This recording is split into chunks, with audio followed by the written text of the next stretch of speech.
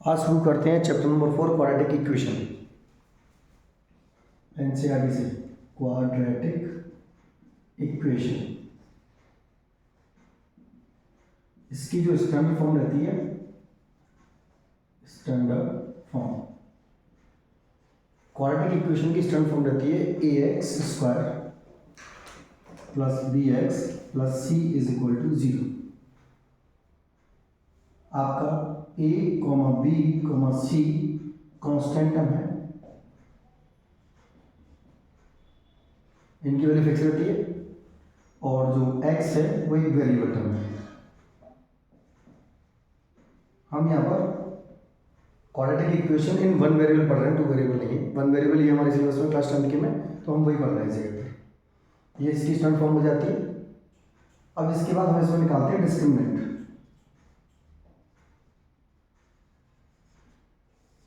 Discriminant को represent किया था डी से, और डी का फॉर्मूला रहता है हमारे पास बी स्क्वायर माइनस 4ac। इसकी अब हम डिसाइड करते हैं कि इसमें जो वैल्यूज निकलेंगी, वैल्यूज जीरोस, रूट्स, ये सब चीजें एक ही होती है। एक्स की वैल्यू हो सकती है, रूट्स हो सकते हैं, जीरोस हो सकती है, ये सब एक ही चीज होती है। अब इसकी हेल्प से पता लगा पाएंगे कि रूट्स का नेचर कैसा होगा। रूट्स जो है वो किस तरीके से लिखते हैं, नेचर ऑफ रूट।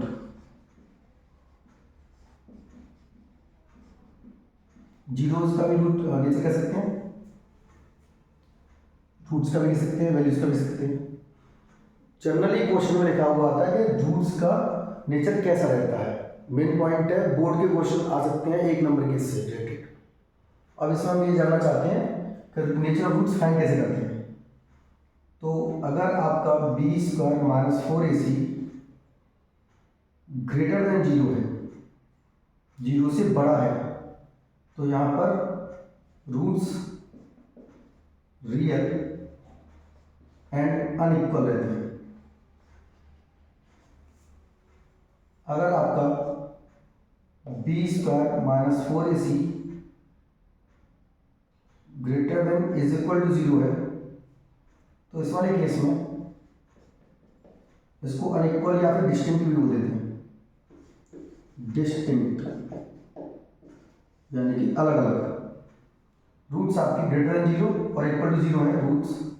इस समय B square minus 4ac greater than और इक्वल 0 है, तो इस समय रूट्स रियल भी होंगे एंड इक्वल भी होंगे। और रूट्स अगर इक्वल दिखाने हैं तो हम बी स्क्वायर माइनस 4ac को 0 के इक्वल लिख सकते हैं। अगर हमारा B square minus 4ac less than 0 आता है, तो ऐसे केस में रूट्स हमारे फाइंड नहीं किए सकते, इसलिए लिख देते हैं रूट्स डज नॉट रियल। ये नेचर ऑफ रूट्स के लिए हो जाता है।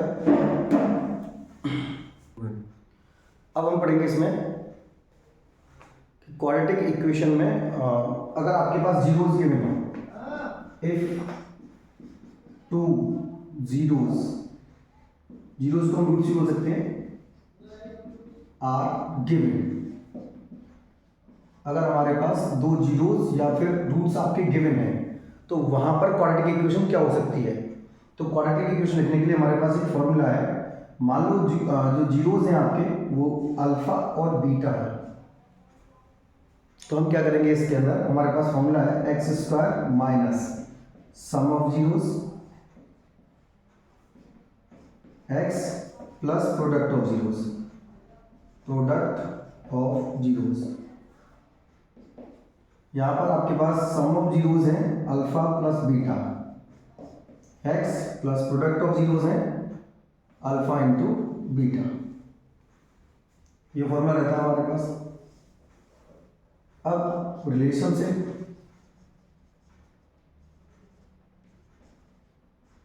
Between sum of zeros and product of zeros, product of zeros के बीच में रिलेशनशिप क्या रहता है। अब आपका सम ऑफ जीरोस तो आपको पता ही क्या है, अल्फा प्लस बीटा है। वैसे हमारी जो जनरल इक्वेशन होती है stand form a x square plus b x plus c रहता है। यहाँ पर हमारा सम ऑफ जीरोस बनता है minus coefficient of X upon coefficient of X square. तो फॉर्मूला हो जाता है alpha plus beta is equal to minus B upon. और आपका प्रोडक्ट ऑफ जीरोस रहता है, प्रोडक्ट ऑफ जीरोस रहता है कांस्टेंट टर्म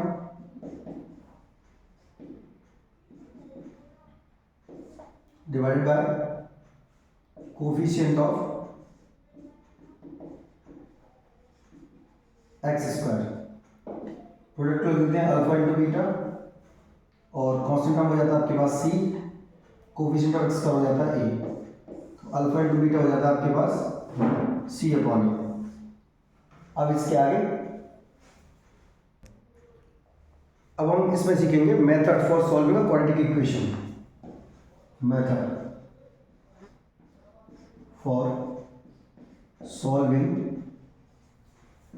क्वाड्रेटिक इक्वेशन। तो क्वाड्रेटिक इक्वेशन को सॉल्व करने के लिए मेथड कौन कौन से हो सकते हैं आपके। एक तो होता है फैक्टराइजेशन मेथड जो कि हमने क्लास 7 से सीखा हुआ है। फैक्टराइजेशन मेथड में स्पेशली हम यूज करते हैं स्प्लिटिंग मिडिल टर्म को, स्प्लिटिंग मिडिल टर्म, जो कि नेक्स्ट वीडियो में आपको क्वेश्चन बता दूंगा मिडिल टर्म। इसमें केवल बेसिक बताया जा रहा है आपको चैप्टर का।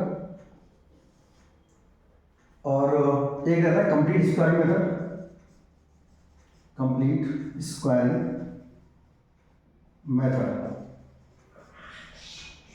ये सीबीएसई बोर्ड से हट चुका है, सीबीएसई बोर्ड में अब ये नहीं आता है, नॉट इंक्लूडेड। बट जिसको भी 12th में मैथ्स लेना है उसको ये मेथड की पढ़ने वाली है, कंप्लीट स्क्वायरिंग मेथड। हम यहाँ नहीं, लेकिन इंटीग्रेशन में क्लास 12th में जरूर पढ़ते हैं इस चीज़ को।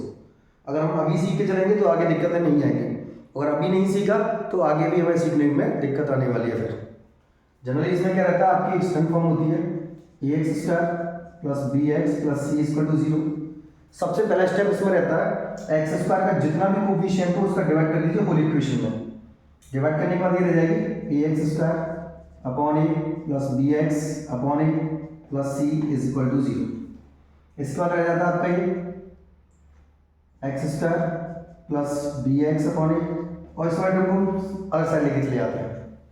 अब इसके बाद जो एक्स का कोफिशिएंट है उसका किया जाता है हाफ। एक्स का कोफिशिएंट का जब हाफ करेंगे हम, और हाफ लिखना नहीं है यहाँ पर, हाफ का स्क्वायर यानी कि बी अपॉन ए का हाफ करेंगे 2 आ जाएगी, का स्क्वायर ऐड करना है बोथ साइड से। ये मेन 3 स्टेप है। सबसे पहले एक्स स्क्वायर को कोफिशिएंट का डिवाइड करना होता है। दूसरी बार जो प्लस सी वाला टर्म है उसे आप आरएचएस में लेके जाएंगे, माइनस सी हो जाएगा। और तीसरा जो एक्स का कोफिशिएंट है बी अपॉन ए, यानी कि इसके अपॉन में 2 लगा दीजिए, यानी बी अपॉन 2a को स्क्वायर करके हमें बोथ साइड में ऐड करना होता है, एलएचएस साइड में भी और आरएचएस साइड में भी। ऐड करने पर इक्वेशन बैलेंस रहती है। ये बन जाता है आपके पास x plus b upon 2a का होल स्क्वायर। अगर यहाँ पर प्लस का सिंबल है तो प्लस आएगा, माइनस का है तो माइनस आएगा, सिंपल फंडा है। और जब तो ये है, फिर उसके बाद स्क्वायर रूट वगैरह लेते हैं और सॉल्व हो जाती है इक्वेशन, और कुछ नहीं है इसमें। ये कंप्लीट स्क्वायर मेथड है। और तीसरा रहता है आपके पास श्रीधराचार्य मेथड, श्रीधराचार्य मेथड, जिसको आज हम क्वाड्रेटिक फॉर्मूला के नाम से भी जानते हैं, क्वाड्रेटिक फॉर्मूला। ये रहता है आपके पास एक्स की वैल्यूज निकालिए में minus B plus minus root B square minus 4ac upon 2a। ये तभी पॉसिबल है बी स्क्वायर माइनस 4ac की वैल्यू 0 से ग्रेटर हो या 0 के इक्वल हो। अगर 0 से लेसर आती है तो हम इसका रूट नहीं निकाल सकते इस क्लास के अंदर। 11वीं क्लास में हम आगे का स्टेप सीखेंगे। और अगर कोई भी एक्स स्क्वायर का कोई वैल्यू निकल के आता है आपका, ये फॉर्मूला हो गया, यूज करेंगे क्वेश्चन सॉल्व होने टाइम पर नेक्स्ट वीडियोस में। और अगर एक्स स्क्वायर की वैल्यू ए आती है आपकी, तो एक्स की वैल्यू आपकी प्लस माइनस की ए रहेगी, ना कि आप एक्स स्क्वायर को ए छोड़ दें, ये रॉन्ग माना जाता है, ये रॉन्ग है, आपको दोनों लेकर दिखानी पड़ेंगी।